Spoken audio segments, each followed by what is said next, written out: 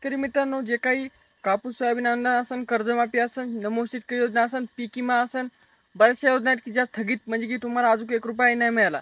त्यामुळे शेतकरी चिंतित आहेत की नेमके आपल्याला आता अधिवेशन सुरू झालेले आहे. आता नेमके शेतकऱ्यांना पैसे कधी मिळणार आहे? कर्जमाफी असो, पीक विमा असो किंवा इतर कोणत्या जे काही योजना आहेत त्यांचे पैसे नेमके शेतकऱ्यांच्या खात्यावर कधी जमा होणार आहेत? का ह्या जे काही निर्णय घेत आहेत त्यामध्ये काही बदल झाले आहे?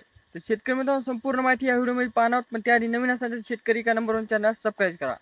शेतकरी मित्रांनो, तुम्हाला माहीत आहे की विधानसभेच्या निवडणुकीमध्ये जे काही घोषणा दिल्या त्यामुळे शेतकऱ्याची या आर्थिक अधिवेशनाकडे खूप सारे लक्ष वेधावले आहे.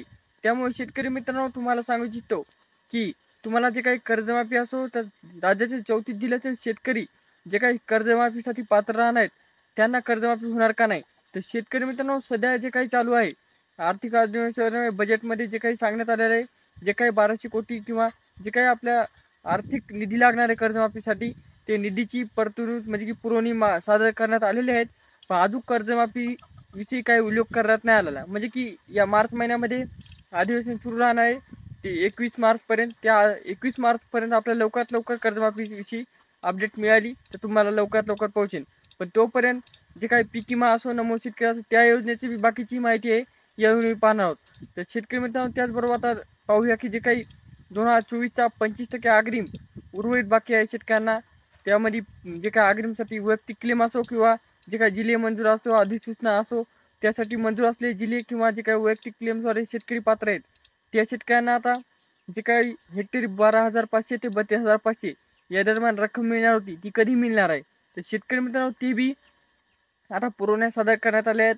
आर्थिक बजेट किती लागणार ते पण सादर करण्यात आलं आहे. लवकरात लवकर तुम्हाला पीक विमा 25% अग्रिम हा तुमच्या खात्यावर पाहायला मिळणार आहे. ते पण शेतकरी मित्रांनो, माणिकराव कोकाटे साहेब यांनी सांगण्यात आलेलं आहे की जे काही तुम्हाला पैसे मिळाले ते डीबीटीद्वारे डायरेक्ट तुमच्या खात्यावर पाहायला मिळणार आहेत. शेतकरी मित्रांनो, बऱ्याचशा शेतकऱ्यांचा हा प्रश्न आहे की उर्वरित 75% पण मिळणार का? तर शेतकरी मित्रांनो, त्याची बी जर पुरवणी सादर केलेली असेल तर तुम्हाला लवकरात लवकर 75% बी पीक विमा मिळू. शेतकऱ्यांचा समजात मोठी योजना म्हणजे की नमो शेतकरी योजना.